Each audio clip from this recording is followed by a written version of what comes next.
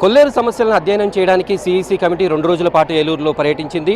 దెందులూరు నియోజకవర్గంలో కొల్లేరు పరిధి కూడా చాలా ఎక్కువ ఉంది. ఈ నేపథ్యంలో మనతో మాట్లాడేందుకు దెందులూరు శాసనసభ్యులు చింతమనేని ఉన్నారు. సార్, ఏ సమస్యలను కమిటీ దృష్టికి తీసుకెళ్లారు, ఏ రకంగా స్పందన వస్తుందని ఊహిస్తున్నారు? ఈరోజు గౌరవ ముఖ్యమంత్రి గారు చంద్రబాబు నాయుడు గారు, గౌరవ ఉప ముఖ్యమంత్రి పవన్ కళ్యాణ్ గారు నాయకత్వంలో ఈ కొల్లేరు ప్రాంతంలో ఉన్నటువంటి ప్రజలకి శాశ్వత పరిష్కారం కనుగొనాలి. ఇటు పక్షులు, అటు ఎన్విరాన్మెంటు, ఇటు రైతాంగం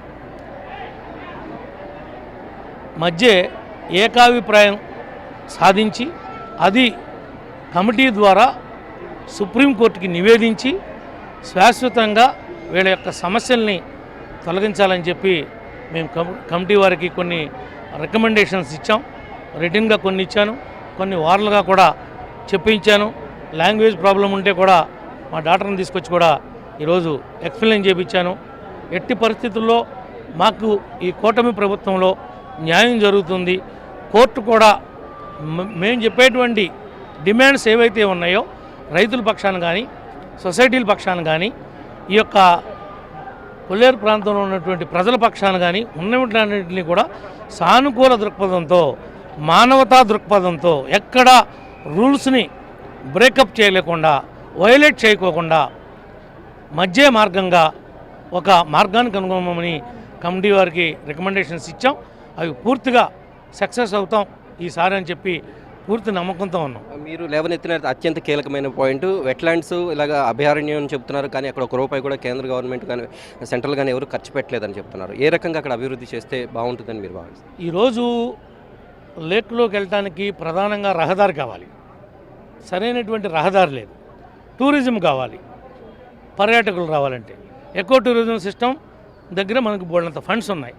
ఈ రోజున ₹1 కూడా ఎన్విరాన్మెంటు డిపార్ట్మెంటు, ఫారెస్టు ప్రపోజల్స్ కూడా పంపకోకుండా, ₹1 కూడా కొల్లేరు మీద ఇన్వెస్ట్మెంట్ చేయకోకుండా, కొల్లేరు ప్రజల్ని మేము భయపెడటానికే డిపార్ట్మెంట్ ఉన్నాం తప్ప దీన్ని డెవలప్ చేయడానికి లేము అన్నట్లుగా వాళ్ళ భావన ఉంది. కాబట్టి ఆ విషయాన్ని అక్కడ ఎత్తి చూపడం జరిగింది.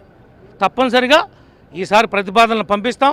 సెంట్రల్ గవర్నమెంట్ నుంచి అమృత స్కీమ్ కింద తప్పనిసరిగా ఫండ్స్ తీసుకొచ్చి లేక్ను కూడా ఏమైతే ప్రభుత్వం లేక్గా డిక్లేర్ చేసిందో దాన్ని కూడా డెవలప్ చేస్తాం. ఇక్కడ కూడా టూరిస్టులు వచ్చే విధంగా కృషి చేస్తాం. సార్, కొల్లేరు గొంతుకంతా మీ గొంతుకులాగా మీ అమ్మాయి గారు ఈరోజు వినిపించడం జరిగింది. అక్కడ మొత్తం సభ్యులందరికీ కూడా పూర్తి స్థాయిగా ఇక్కడ న్యాయం జరుగుతుందని భావిస్తున్నారా? ఆ సమస్యలన్నీ వాళ్ళకి అర్థమైనాయని భావిస్తున్నారు?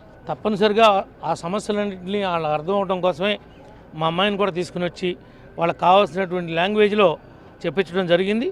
అర్థం చేసుకుంటారు. చేసుకోకపోయినా సరే మేము ఢిల్లీ వెళ్ళైనా సరే మళ్ళీ కలిసి అయినా సరే కేంద్ర ప్రభుత్వం దృష్టికి రాష్ట్ర ప్రభుత్వం ద్వారా కృషి చేస్తామని చెప్పి తెలియజేస్తాం. చివరికి ఒక మాట, కొల్లేరు వాసులందరికీ ఎటువంటి భరోసా ఇస్తారు సార్? అంటే ఈ గవర్నమెంట్ తరఫున కూటమి అంటే కొల్లేరు వాసులది, కొల్లేరు వాసులు అంటే కూటమి వాసులు.